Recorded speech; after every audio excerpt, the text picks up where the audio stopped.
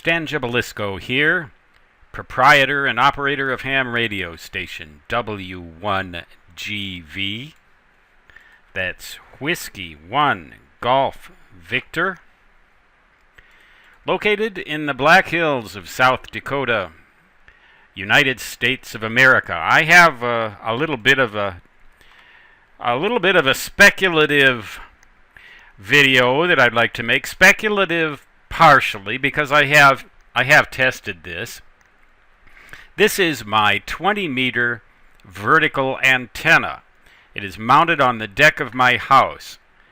Its total height overall is 22 feet. Now you'll recognize that as not a quarter of a wavelength on the 14 megahertz band, but rather something more like 1/3 of a wavelength. It's not resonant, but with these two 100 picofarad capacitors in series to capacitively load the antenna, it does become resonant on 14 megahertz, and in fact it creates a lower standing wave ratio than I would get with just a quarter wavelength resonant antenna all by itself. The resonant antenna all by itself presented an SWR of about 1.5 to 1, whereas this situation presents an SWR more on the order of 1.2 to 1. Well, that's not a very big difference in terms of practical operation. In fact, it's insignificant in terms of the amount of loss, feed line loss, and transmitter difficulty that it causes. That's pretty much irrelevant. Standing wave ratio is a concept that many radio hams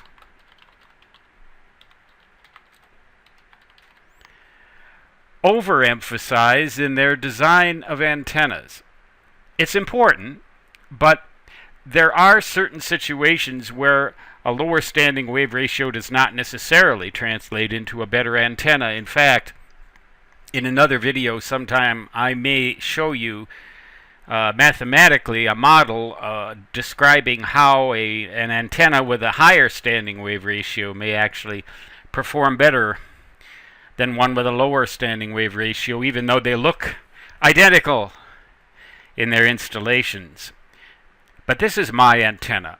I took tubing that I got from a really wonderful supplier of this tubing.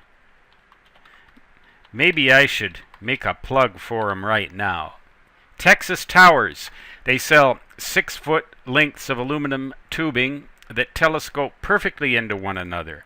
So what I did is I bought a bunch of these aluminum sections and telescoped them together to stop them from going down further than I want. In each case, as the diameter increases, I could just wrap a few turns of duct tape.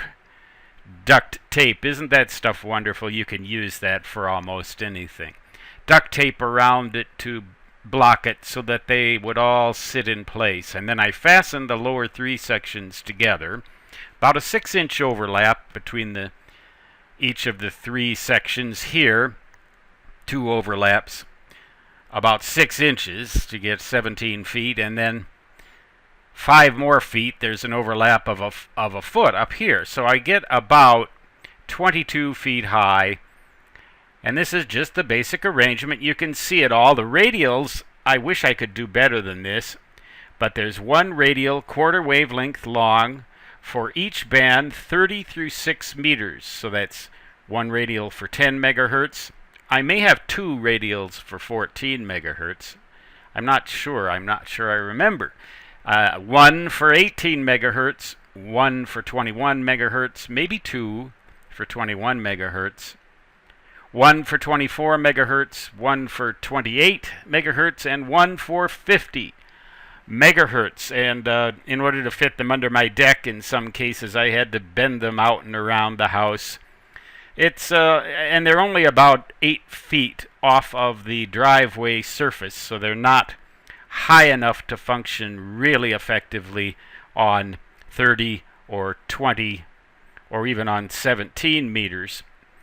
But they seem to work all right. The coax that I used is RG8X. It's that low loss stuff that's about 1/4 of an inch in diameter, maybe just a little bit more, 5 centimeters or millimeters, 5-6 millimeters in diameter, something like that.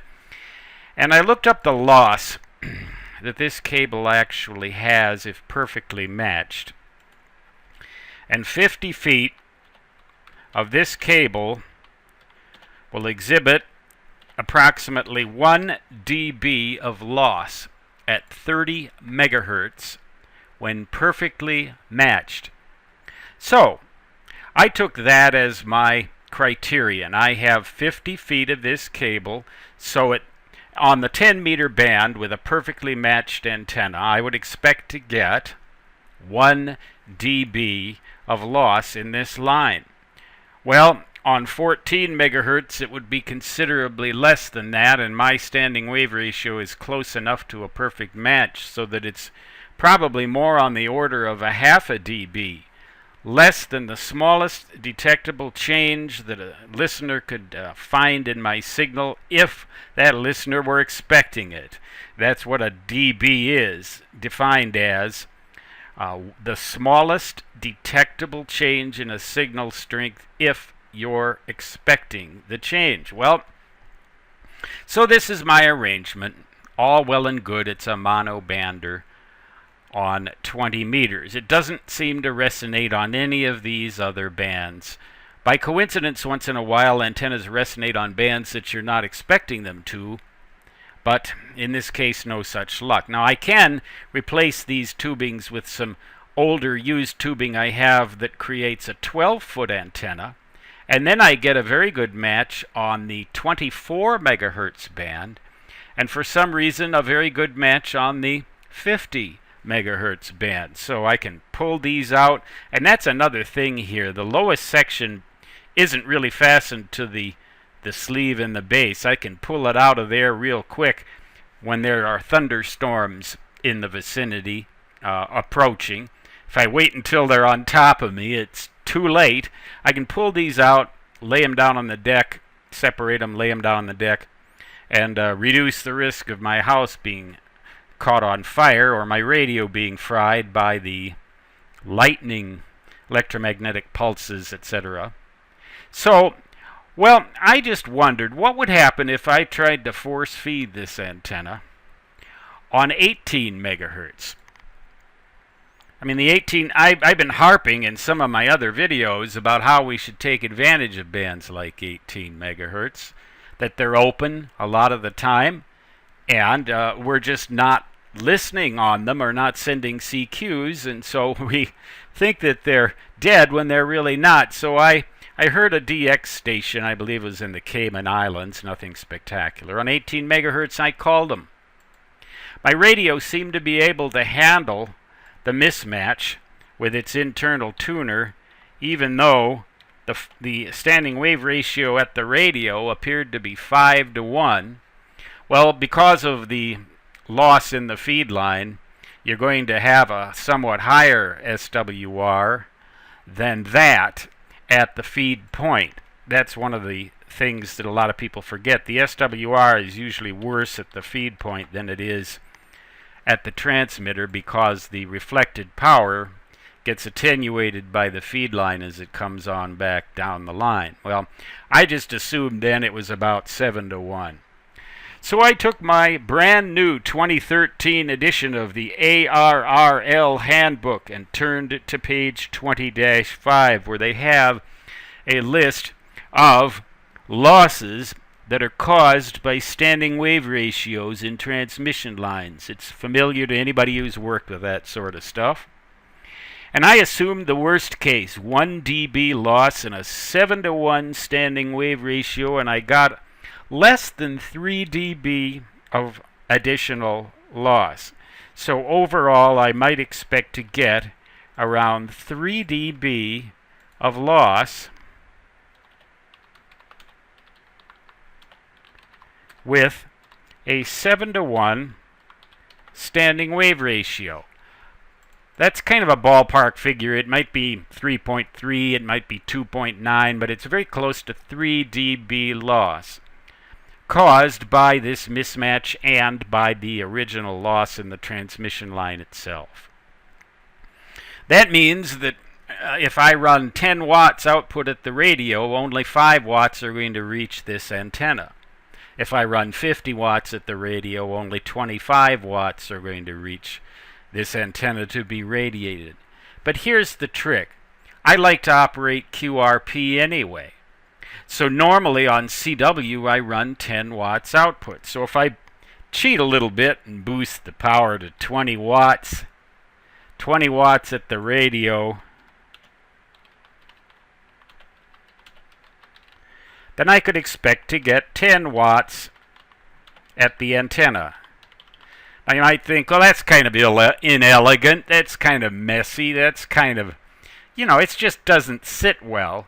But all I really intend is to have 10 watts come out of this antenna. Doesn't matter to me if there's an attenuator in between the radio and the antenna. I'm looking at doing experiments on the bands to see what I can contact with 10 watts at the antenna. So we've got this 10 watts at the antenna. The trick is that although this feed line is quite inefficient, I am overcoming that by brute force, and it doesn't really matter to me. This radiator is extremely efficient.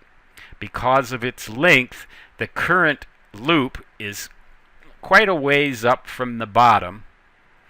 And remember, the distribution of current and voltage on an antenna doesn't depend on what you tune it with at the base.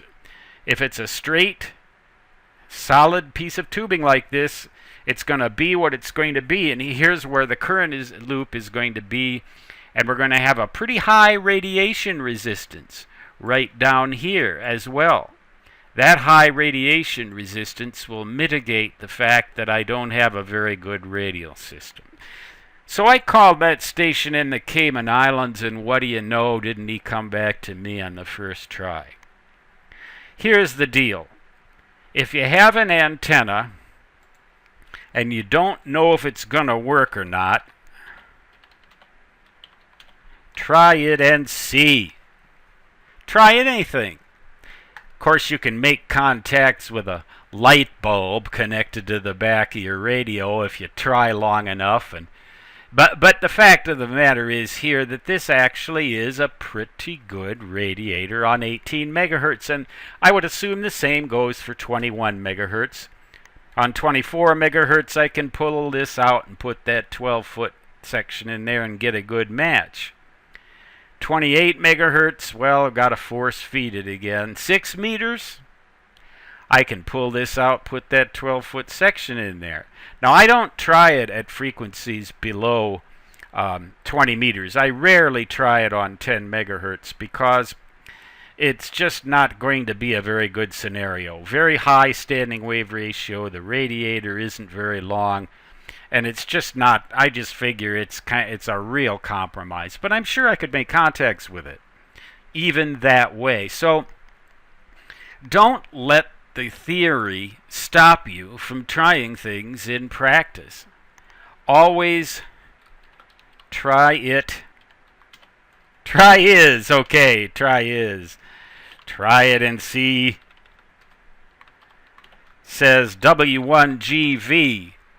You will find me on 14 megahertz operating mostly CW, sometimes PSK31, but in order to avoid looking like a hypocrite, I'm going to start sending some CQs on those other bands, 18, 21, 24, 28 megahertz, even if I don't hear anybody on there. Again, if the band looks dead, but you're not sure, try it and see, says W1GV. Now saying 73 from the Black Hills of South Dakota, United States of America.